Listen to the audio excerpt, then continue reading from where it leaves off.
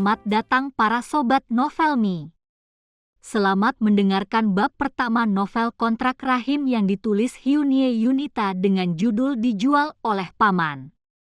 Selamat mendengarkan. Hidup Charlisa hancur ketika di suatu malam saat masih tertidur pulas, tiba-tiba saja ia dibangunkan oleh sang paman. Dalam keadaan yang setengah sadar dan mata yang masih sangat mengantuk, Charlisa mengikuti langkah kaki sang paman. Paman yang sudah membesarkannya sejak ibunya meninggal dunia itu tiba-tiba pulang dalam keadaan mabuk dan langsung menarik tangannya, menyeret tubuhnya keluar rumah dan langsung membawanya pergi menggunakan sebuah mobil yang tidak ia kenal. "Paman, kita akan pergi kemana?" tanya Charlie, gadis yang 2 bulan lagi akan genap berusia 17 tahun. "Diam Karl, kamu lihat saja nanti." Paman menjawab pertanyaan Charlie dengan setengah membentak. Charlie terdiam, ia yang ketakutan itu pun duduk meringkuk, memojok di ujung kursi sambil terus memeluk lututnya yang mulai bergetar karena hawa dingin. Charlie tidak pernah berani membantah apapun yang diperintahkan oleh paman. Ia takut akan membuat pria itu marah lalu memukulnya dengan kasar, seperti yang selalu pria itu lakukan hampir setiap hari. Charlie hanya bisa menatap keluar melalui jendela mobil, menatap jalanan yang mulai lenggang, karena sekarang sudah larut malam. Charlie kedinginan, karena sekarang ia hanya menggunakan baju tidur motif Doraemon yang bahannya sangatlah tipis. Baju tidur itu tidak akan bisa melindungi tubuhnya dari dinginnya angin malam. Ketakutan yang dirasakan Charlie kembali muncul ketika mobil yang membawanya mulai berhenti di depan sebuah klub malam. Paman keluar dari mobil dan menarik kembali tangan Charlie untuk mengikutinya. Charlie yang ketakutan mulai menolak, tubuhnya seakan sudah memberikan alarm peringatan padanya. Sesuatu yang buruk akan terjadi jika ia mengikuti pamannya untuk masuk ke tempat itu. "Paman, kenapa kita berhenti di tempat ini? Aku tidak mau keluar." Charlie berusaha bertahan di dalam mobil. Ia ketakutan, tidak ingin menuruti perintah paman yang masih terus memintanya untuk keluar.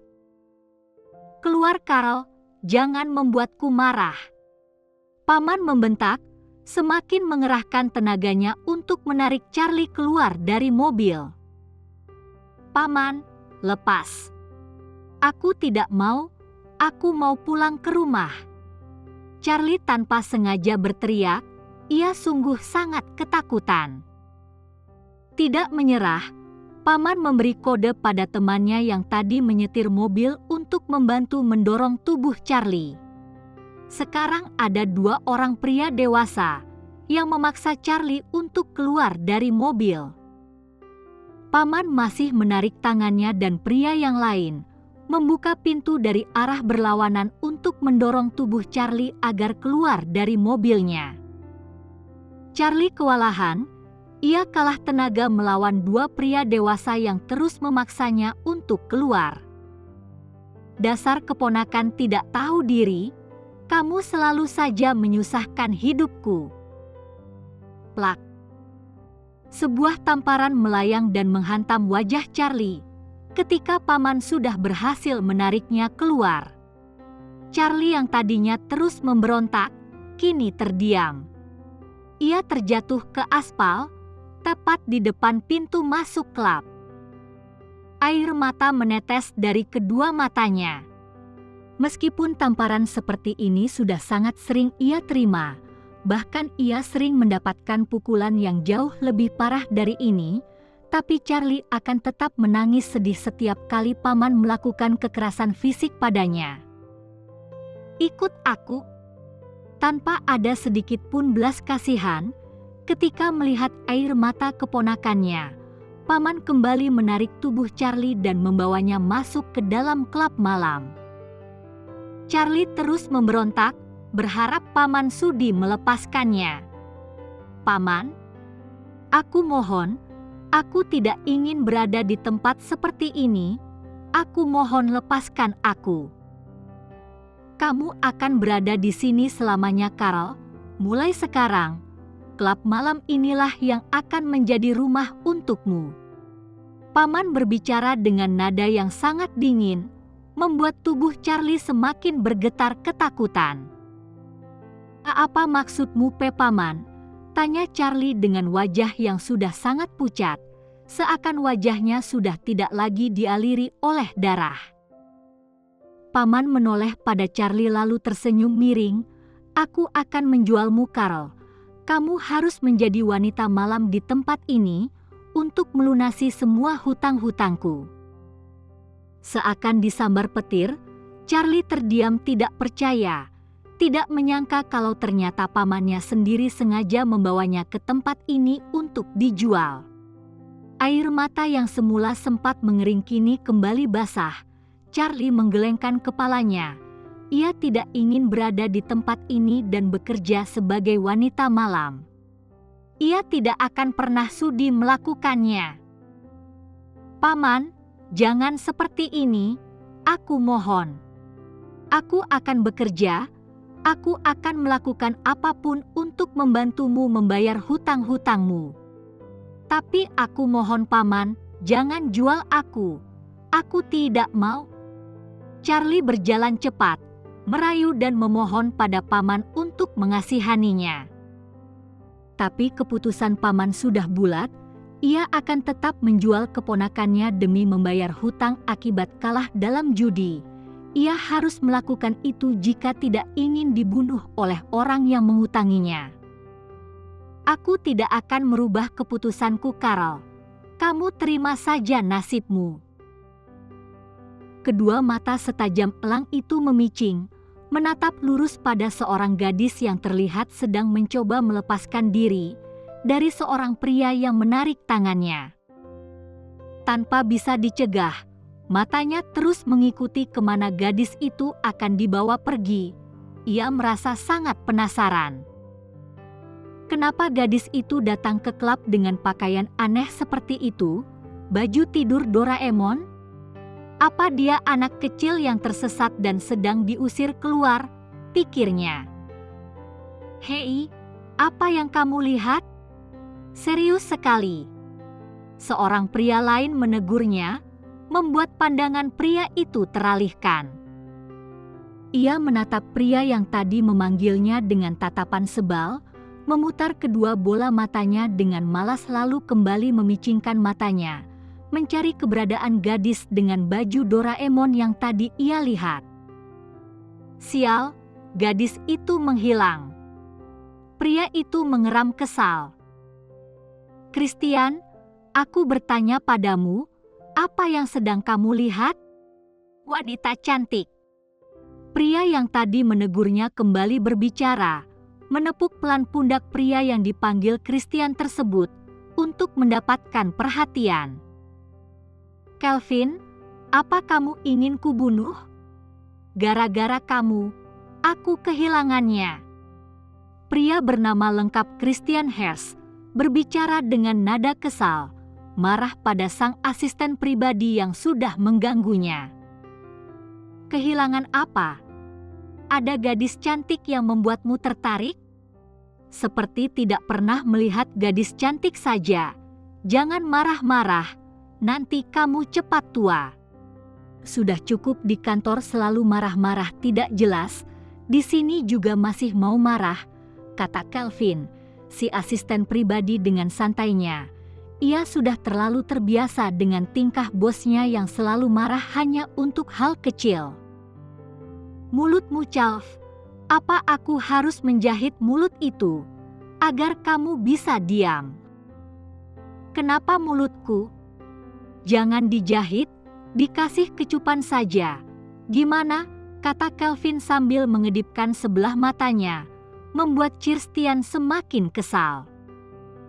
"Nih kecupannya." Chris mengambil sapu tangan dari saku jasnya dan langsung melemparkannya pada Kelvin, yang terlihat dengan sengaja memonyongkan bibirnya ke depan. "Ice, apa yang kamu lakukan?" Melempar orang dengan sapu tangan, itu tidak sopan.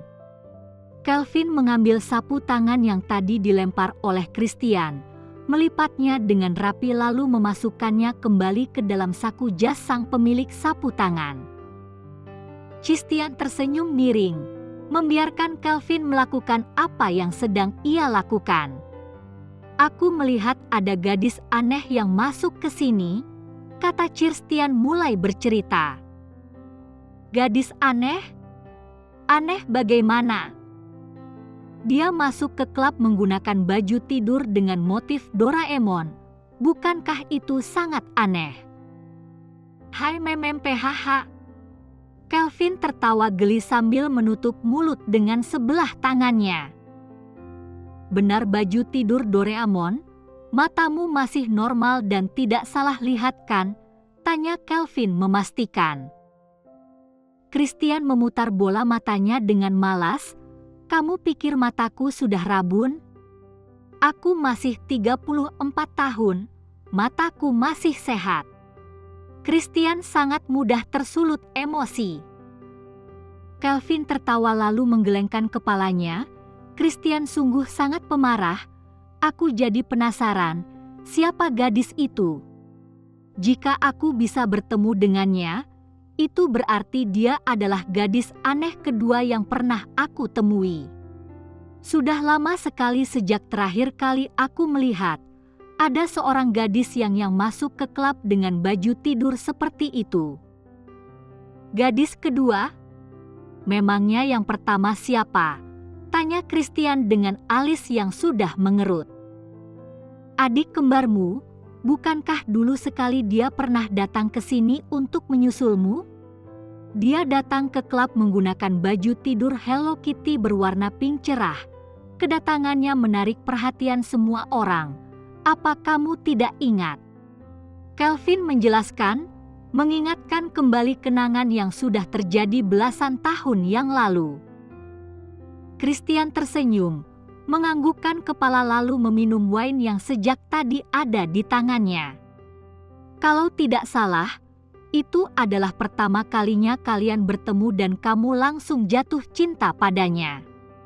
Christian berbicara dengan tatapan menerawang, mengingat kembali masa-masa di mana mereka masih sangat muda. Calvin ikut tersenyum, menyandarkan tubuhnya pada sandaran kursi sambil menatap Christian dengan tatapan sendu. "Karena gadis aneh itulah, kita bisa menjadi sedekat sekarang," ucap Calvin dengan senyum lembutnya. Christian tidak menjawab, ia kembali mengedarkan pandangannya, mencari keberadaan gadis aneh yang tadi sempat mencuri perhatiannya. "Christian," Calvin memanggil. "HN, aku merindukan adikmu, sangat merindukannya," ucap Calvin dengan mata yang mulai memerah.